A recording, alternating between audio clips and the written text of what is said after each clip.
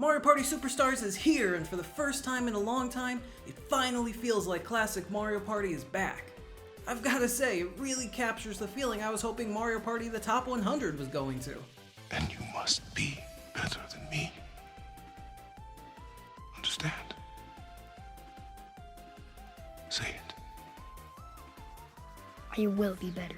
We've got a ton of awesome classic minigames returning, as well as a handful of great retro boards from the first 3 Mario Party games. And of course, we need to rank these boards from worst to best. So no need to wait any longer, let's go!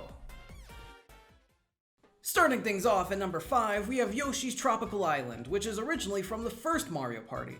And right off the bat, we have a classic Mario tune going that definitely gives off some Super Mario Sunshine meets Yoshi's Island vibes. There are 2 islands that are connected by bridges that are blocked by thwomps, where you have to pay a toll to cross to the other island. You can set the price of the toll to whatever you want, so long as you increase the original price by at least 1 coin. Anyways, on one island there's Toadette, who has the star, and on the other one there's Bowser, who will do his best used car salesman impression and will make you buy his crappy hand-me-down items. The thing is, the event spaces on this board will summon a Cheap Chomp, who will switch the places of Toadette and Bowser whenever a player lands on one. So while you think you might be making your way to the island with the star, you could be making your way to Bowser just as easily if the event spaces don't go your way. It's still a fine and fun board, but just a little too luck dependent for me. Also, in Mario Party Superstars, at the end of each board, there's a graphic of all the players that vary depending on how they placed in the game, with Toad giving a specific comment to each player.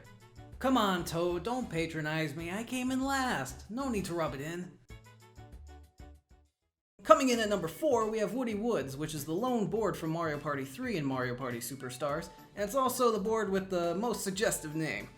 The main gimmick of this board is that at certain intersections, there's a sign that will point in a direction that you will have to go, and the direction will switch at the beginning of each turn.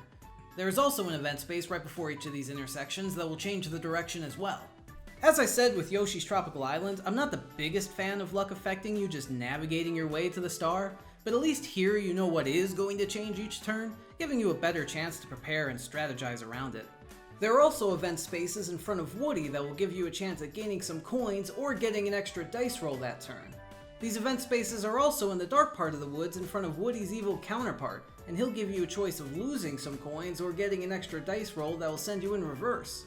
Woody Woods is a board that is constantly towing that line of balancing luck and strategy, and when it works, it's super fun. But for me, it doesn't beat out the other boards on this list. And at the number 3 spot, we have Spaceland from Mario Party 2. And unlike in the original, Mario and friends are no longer wearing spacesuits, which is truly a travesty since I'll no longer get to cross seeing astronaut Donkey Kong in HD off my bucket list. Anyways, Spaceland has a bunch of interconnected paths all around the center of the board, which is a giant junction that displays a countdown that will continually decrease by 1 each time a player passes it. When the countdown hits 0, the Bowser coin beam will go off, and every player in its path will lose all their coins. There are also event spaces that will send a Whomp or Thwomp in a space cruiser down the path, sending each player in their way to the other side of the board. Which, hold up, if these guys can drive, why haven't they been included in Mario Kart yet? Anyways, you can also hire the Snift Patrol to set up a speed trap for 5 coins, but you will still get chased by the space cruiser, only now the chase will go a little longer and send every player in the way a little further down the board.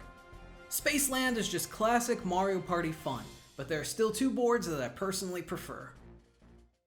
For the runner-up position at number 2, we have Peach's Birthday Cake from Mario Party 1, which I never would have guessed I'd rank this high, but there's one particular change in this version that, no pun intended, takes the cake. But before that, this board just looks too good, as in I can literally feel the cavities I'm about to get. Peach's Birthday Cake is an almost linear board, with the star in the same place the whole time on the second layer of the cake, with the players making their way around the cake to get back to the star each time. Although there's a Goomba that will make you play the flower lottery, which makes you pick between 4 seeds, with one of the 4 sending you to the Bowser area, where Bowser will once again make you buy his crap. The big change I mentioned before is that this Goomba appears after you pass the star rather than in the original when you had to play the flower lottery before passing the star, and would then have to play the flower lottery once again after escaping the Bowser area. There is also an event space on the second layer that will let you slide down the cake and avoid Goomba altogether. Around the cake there are also groups of event spaces where you can pay 5 or 30 coins to have Lakitu plant a strawberry, where if another player lands on the set of event spaces, you'll get to steal coins from them, or even a star if you paid up for the 30 coins one, giving this a very Monopoly style feel, which to me is a plus. So anyways, don't tell me Lakitu actually tries to eat those so-called strawberries, right? And at the top spot, one of my all-time favorite Mario Party boards, we have Horrorland, originally from Mario Party 2. In Horrorland, there's a day and night cycle that will change every 2 turns that will affect the events on the board. While you can pay womps to get out of your way on the turns when it's daytime, at night they will be frozen in place and you'll be forced to go the other way. Also, some boos will only appear at night, and this board has more boos than any other board, meaning you'll have more opportunities than ever to steal coins or stars from other players, meaning Horrorland is the best board to play if you're in need of ruining any of your friendships. King Boo is also on this board, and you need a skeleton key to get to him.